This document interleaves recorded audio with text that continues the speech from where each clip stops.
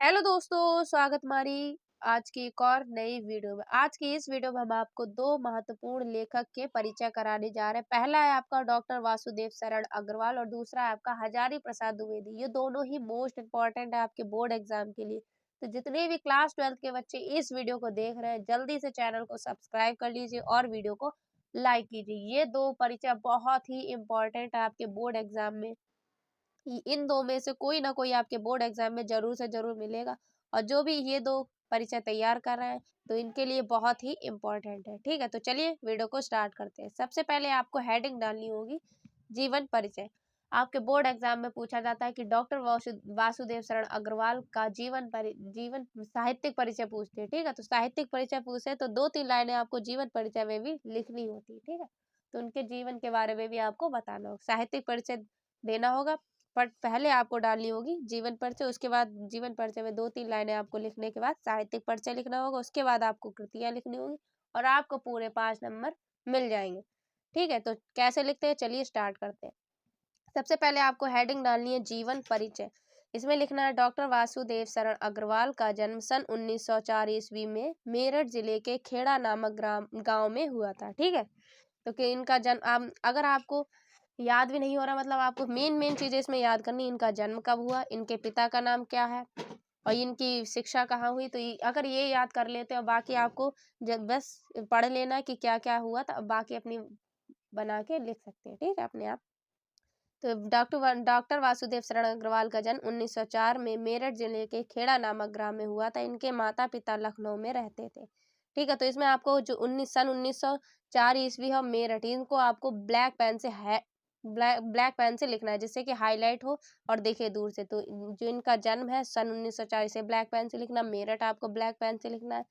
इनके माता पिता का नाम इनके माता पिता लखनऊ में रहते थे, अतः इनका बचपन वो कहाँ बीता था, लखनऊ में बीता था। ठीक है, उसके बाद लिखा है इन्होंने काशी विश्वविद्यालय से बीए और लखनऊ विश्वविद्यालय से एमए और पीएचडी की उपाधि प्राप्त की। ठीक है, इनकी शिक्षा आप इस जीवन परिचय में कुछ नहीं लिखना होता, आपको ये लिखना है कि इनका जन्म कब हुआ, ये कहाँ रहते थे, इनकी शिक्षा कहाँ हुई, बस यही इतना इसमें लिख देना हो। ठीक है, तो इसके बाद लिखा है कि एमए इन्होंने पाली, संस्कृत, अंग्रेजी आदि भाषाओं का गहन अध्ययन किया। हिंदी साहित्य के सेवा में लीन यह महान महान व्यक्ति 27 जुलाई सन 1967 ईस्वी में भारत माता के चरणों में हमेशा के लिए सो गए। ठीक है, तो इसमें आपको 3-4 चीजें आपको मेन में लिख देना। जन्म कब हुआ, इनके माता पिता, इनकी शिक्षा और ये इन्होंने क्या क्या उपाधि प्राप्त की। एक दो लाइन आप ऐड कर सकते हो, प्लस आपको इनकी मृत्यु लिखनी कि ये इनकी मृत्यु कब हुई। ठीक है, बात ये आपका जीवन परिचय हो गया। बात को आपको लिखना है जो मेन पॉइंट है,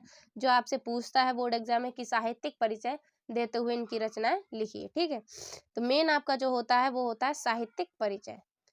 तो साहित्यिक परिचय में क्या लिखना है, डॉक्टर वासुदेव शरण अग्रवाल ने कविता लेखन से अपना साहित्यिक प्रारंभ किया। जो डॉक्टर वासुदेव शरण अग्रवाल है, इन्होंने क्या किया था, कविता लेखन से अपना साहित्य प्रारंभ किया। यह लखनऊ एवं मथुरा के पुरातत्व संग्रहालयों में निरीक्षक और केंद्र पुरातत्व विभाग के संचालक और राष्ट्रीय संग्रहालय के दिल्ली दिल्ली के अध्यक्ष रहे। ठीक है, तो ये आपको लिखना है। उसके बाद लिखना है कि ठीक है, तो इन्होंने साहित्य जीवन में साहित्य के साथ साथ पुरातत्व को भी अपना विषय बनाया। ठीक है, उसके बाद अपने अध्ययन का विषय बनाया।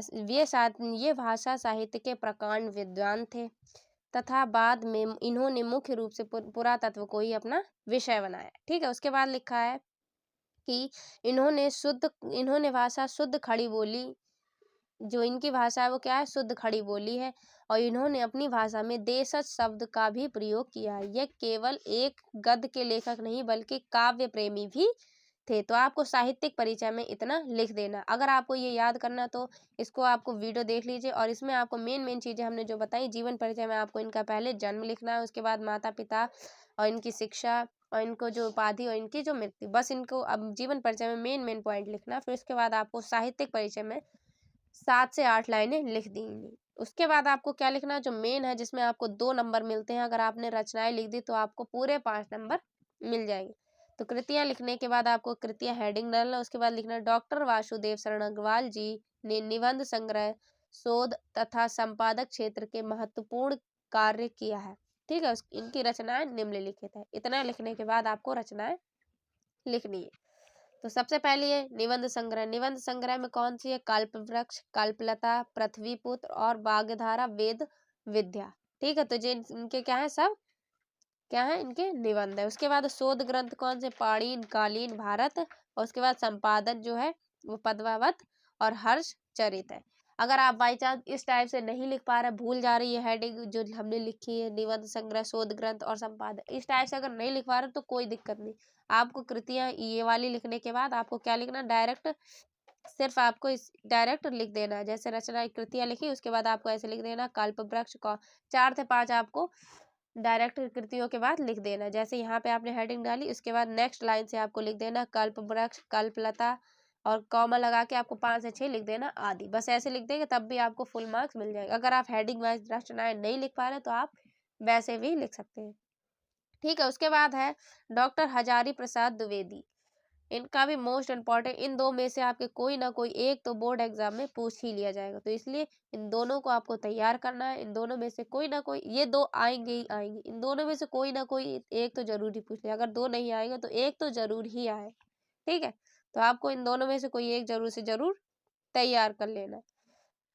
तो इसमें क्या करना है? सबसे पहले आपको जीवन परिचय डालना। हिंदी के श्रेष्ठ निबंधकार आचार्य हजारी प्रसाद द्विवेदी जी का जन्म सन 1907 ईस्वी में बलिया के दूबे छपरा नामक ग्राम में हुआ था। उसके बाद लिखना है, देखिए इसमें हमने ब्लैक पेन से जो भी चीजें लिख रही आपको भी इसी टाइप से लिखना है। इसमें जल्दबाजी से लिखा है तो राइटिंग थोड़ी गंदी होगी। ठीक, उसके बाद है इनके पिता का नाम भी इनके पिता का नाम क्या है? श्री अनमोल द्विवेदी जी ज्योतिष और संस्कृत के प्रकांड विद्वान थे। अतः इन्होंने ज्योतिष और संस्कृत की शिक्षा उत्तराधिकारी में प्राप्त की। ठीक है, काशी जाकर इन्होंने संस्कृत साहित्य और ज्योतिष का उच्च स्तरीय में ज्ञान प्राप्त किया। सन 1949 में लखनऊ विश्वविद्यालय ने इन्हें डीएलिट उपाधि से तथा सन 1957 में भारत सरकार ने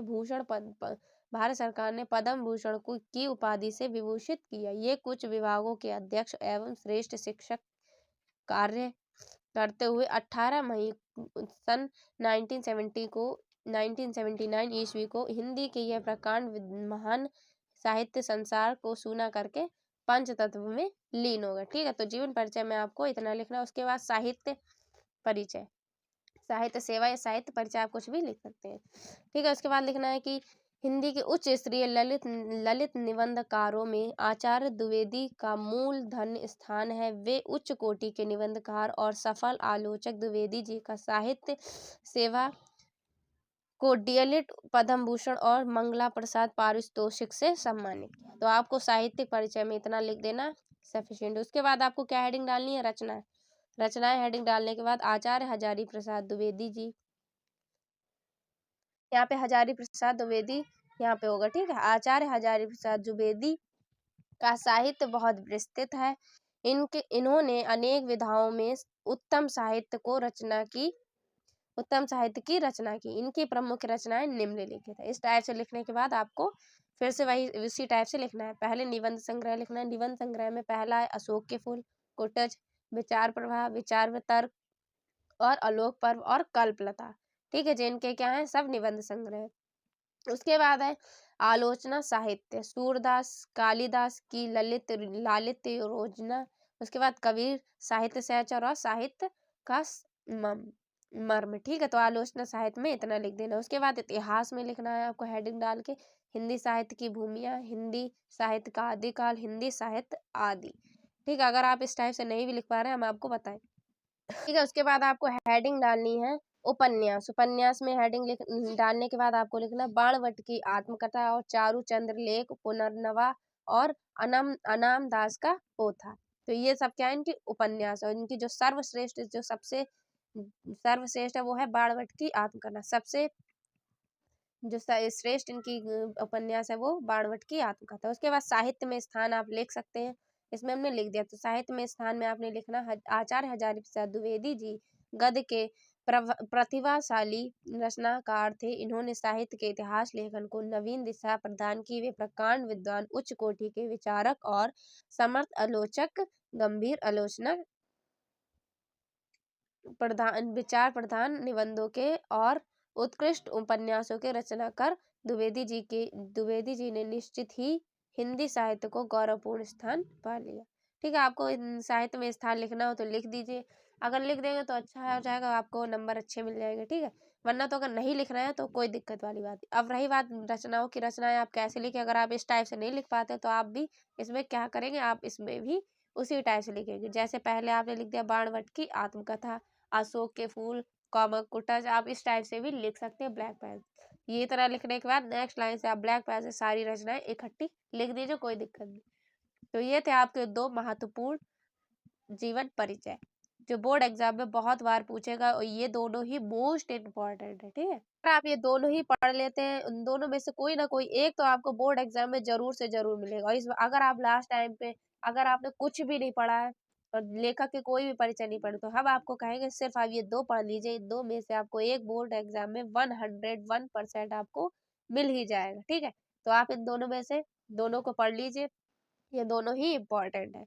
बाकी हमने 12th क्लास के लिए हिंदी की पूरी प्लेलिस्ट बना दी। मोस्ट इम्पोर्टेंट हमने 3 निबंध करवाए, पहला बेरोजगारी पर, महाकुंभ पर, और एक आपको पर्यावरण प्रदूषण पे भी करवा दी, और 2 महत्वपूर्ण पत्र करवाए हैं, वो भी मोस्ट इम्पोर्टेंट है। ठीक है, 2 महत्वपूर्ण पत्र करवाए। अगली जो वीडियो आपके लिए आएगी उसमें पत्र और निबंध महत्वपूर्ण बताएंगे, जो कि लास्ट टाइम अगर आप ये इतने ही पत्र पढ़ेंगे और निबंध अगर पढ़ लेते तो आप बोर्ड एग्जाम में पूरे नंबर ले आएंगे।